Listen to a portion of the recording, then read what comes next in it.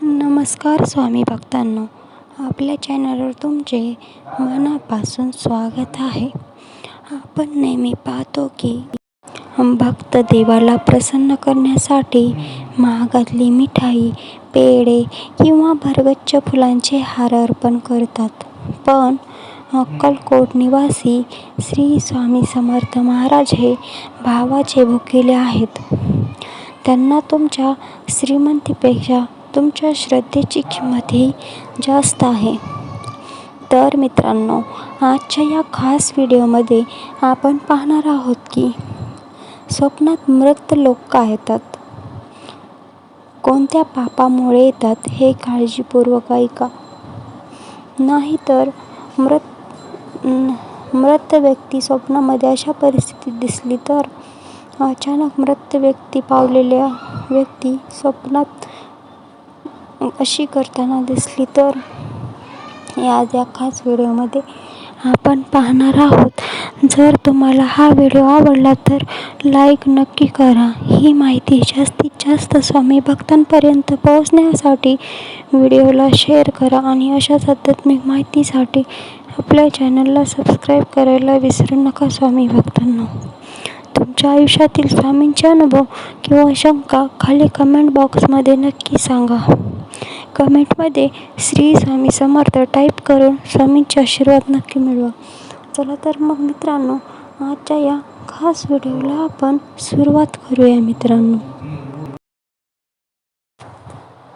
स्वप्नात मृत व्यक्ती दिसणे हा विषय खूप जणांच्या मनात प्रश्न निर्माण करतो. मित्रांनो, विशेषतः आपल्या जवळच्या व्यक्ती गेल्यानंतर स्वप्नात त्या दिसल्या की लोक लगेच विचार करतात, हे माझ्या कोणत्या पापामुळे आहे का?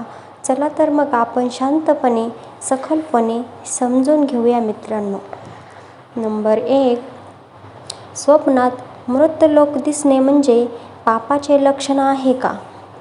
सर्वप्रथम एक महत्त्वाची गोष्ट लक्षात ठेवा. मित्रांनो, प्रत्येक स्वप्न पापामुळेच येते असे नाही. स्वप्न ही आपल्या मनाची, आठवणींची, भावनांची आणि अवचेतनाची विचारांची प्रक्रिया असते. धार्मिक दृष्टिकोन, आध्यात्मिक दृष्टिकोन आणि मानसशास्त्रीय दृष्टिकोन या तिन्ही बाजूंनी आपण हा विषय पाहूया. मित्रांनो, नंबर 2, धर्मग्रंथानुसार स्वप्नांचे प्रकार.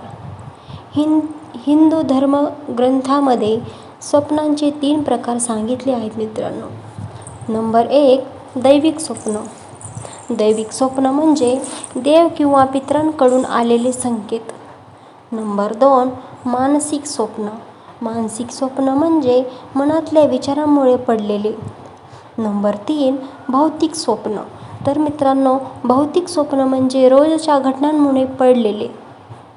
गरुड पुराण, विष्णू पुराण यांसारख्या ग्रंथामध्ये पितर स्वप्नात येतात याचा उल्लेख आहे. मित्रांनो, नंबर 3, कोणत्या पापामुळे मृत व्यक्ती स्वप्नात येतात?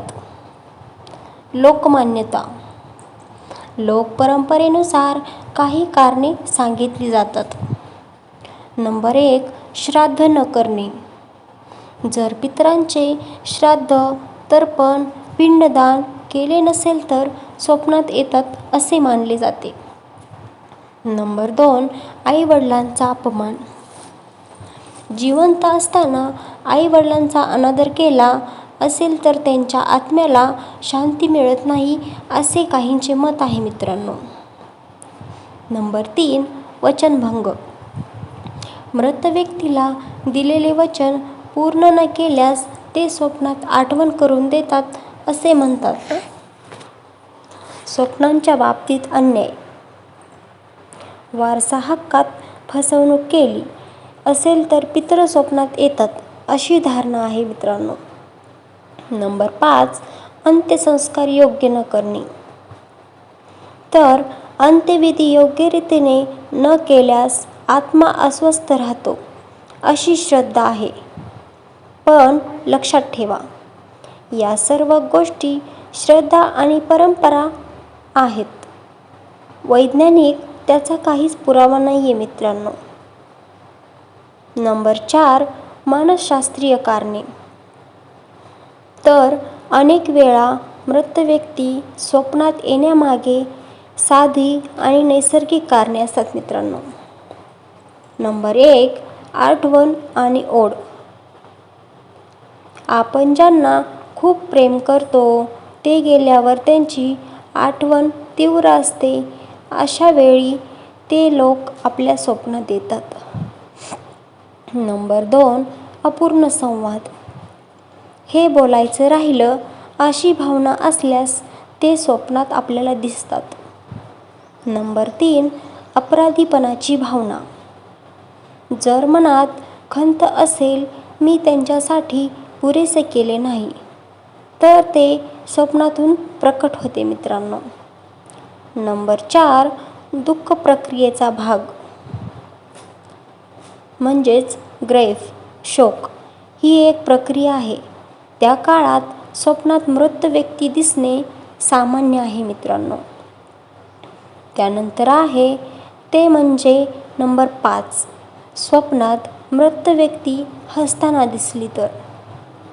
धार्मिक मतानुसार ते समाधानी आहेत. मानसशास्त्रानुसार तुमचं मन त्यांची सकारात्मक आठवण साठवत आहे मित्रांनो. त्यानंतर आहे नंबर 6, रडताना किंवा रागवलेले दिसले तर. लोकमान्यता म्हणते काहीतरी अपूर्ण आहे, पण प्रत्यक्षात तुमच्या मनातली भीती किंवा अपराधीपणाची भावना असू शकते मित्रांनो. त्यानंतर आहे नंबर 7, वारंवार स्वप्न येत असतील तर.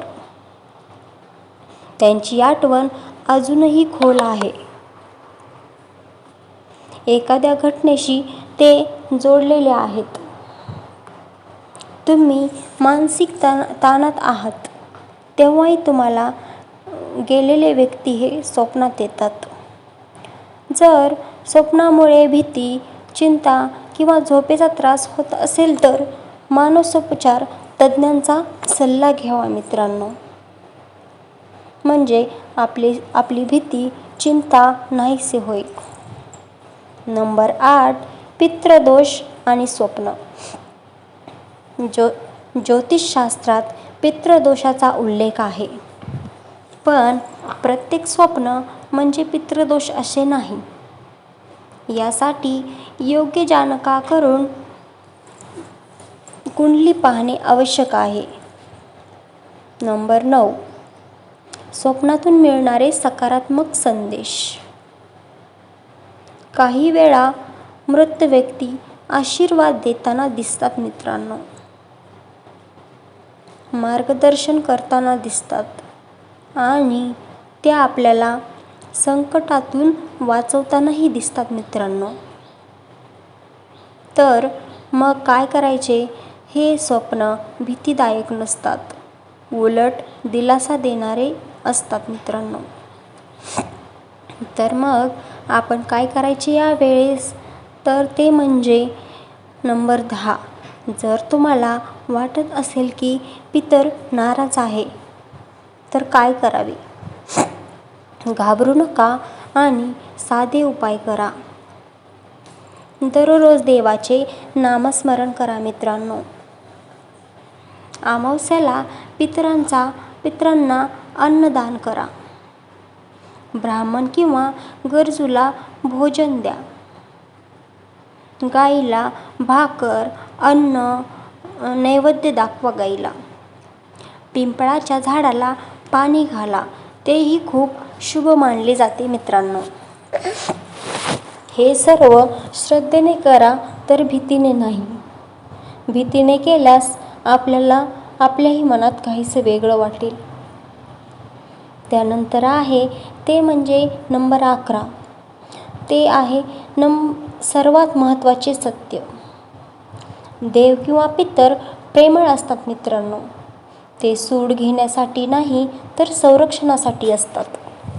आपले मन स्वच्छ असेल तर, कर्म चांगले असेल तर घाबरण्याचे कारण नाही मित्रांनो. त्यानंतर आहे ते म्हणजे निष्कर्ष. 12 नंबरला आहे निष्कर्ष. स्वप्नात मृतलोक येणे म्हणजे काय? तर नेहमीच पापाचे परिणाम नाही, नेहमीच वाईट संकेत नाही. अनेकदा आठवणी आणि भावना असतात. कधीकधी आध्यात्मिक अनुभव असू शकतो मित्रांनो. म्हणून भीती सोडा, शांत राहा, देवावर विश्वास ठेवा आणि पितरांना प्रेमाने आठवा. तर मित्रांनो, हा माझा व्हिडिओ तुम्हाला कसा वाटला नक्की कॉमेंट बॉक्समध्ये सांगा. तर मित्रांनो, आपण इथेच थांबूया. Thank you so much.